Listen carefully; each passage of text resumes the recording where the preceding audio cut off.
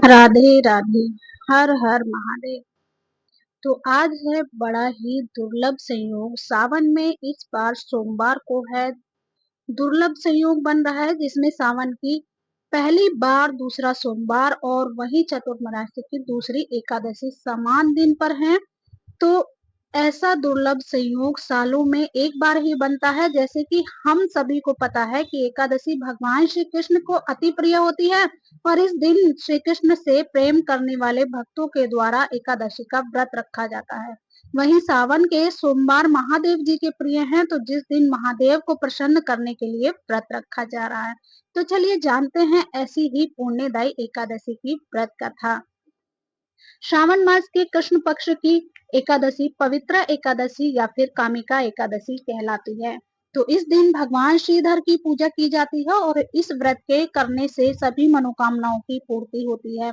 इससे इसे कामिका एकादशी कहा गया है और इसके करने से ब्रह्म हत्या तक का दोष भी निवारण हो जाता है। वास्तव में यह बहुत ही पवित्र और पुण्यदायी व्रत है जो हर प्रकार के पापों से मुक्ति दिलाने में समर्थ है। धर्मराज युधिष्ठिर ने कहा कि हे माधव, आषाढ़ शुक्ला देवशयनी एकादशी तथा चातुर्मास व्रत महात्म मैंने भली प्रकार सुना है और अब आप कृपा करके श्रावण मास के कृष्ण पक्ष की एकादशी के बारे में भी बतलाइए। तब श्री कृष्ण भगवान कहने लगे कि हे युधिष्ठिर, इस एकादशी की कथा को एक समय ब्रह्मा जी ने नारद जी से कहा था, वही मैं तुमसे कहता हूँ। नारद जी ने ब्रह्मा जी से पूछा था कि हे पितामह, श्रावण मास के कृष्ण पक्ष की एकादशी का क्या नाम है, क्या विधि है और इसका महत्व क्या है, यह जानने की मेरी बड़ी इच्छा है, कृपा पूर्वक कुछ बतलाइए। भगवान श्री कृष्ण ने कहा कि हे राजन, ब्रह्मा जी ने नारद जी को कुछ बतलाया, वह मैं तुमको कहता हूँ।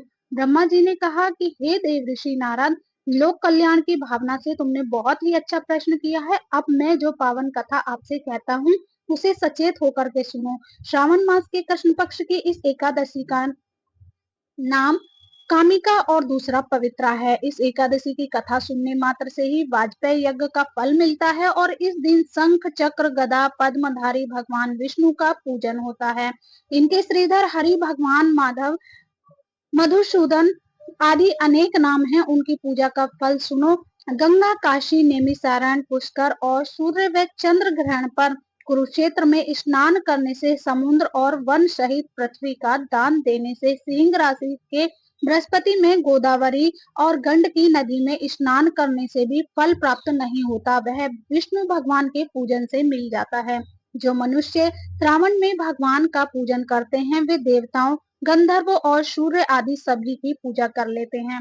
ये नारद, भीषण पापों के कीचड़ में फंसे हुए और संसार रूपी समुद्र में डूबे हुए मनुष्यों के लिए कामिका एकादशी का व्रत ही उद्धार करने वाला है। इससे बढ़कर पापनाशक अन्य कोई उपाय नहीं है। स्वयं भगवान ने यही कहा है कि इस एकादशी के व्रत के प्रभाव से जीव बुरी योनियों को प्राप्त नहीं होता। इस एकादशी को भक्ति पूर्वक भगवान को तुलसी दल अर्पण करने से संसार में ऐसे रहते हैं जैसे जल में कमल। इस व्रत के प्रभाव से अंतिम समय में मनुष्य यमराज की यातना तथा नरक के दर्शन नहीं करता और सीधा स्वर्गलोक को जाता है। विष्णु भगवान रत्न, मोती, मणि तथा आभूषण आदि से उतने प्रसन्न नहीं होते जितने कि वो तुलसी दल से होते हैं। तुलसी दल अर्पण का फल 4 भार चांदी और स्वर्ण दान के बराबर है। ब्रह्मा जी ने आगे कहा कि भगवान की अति प्रिय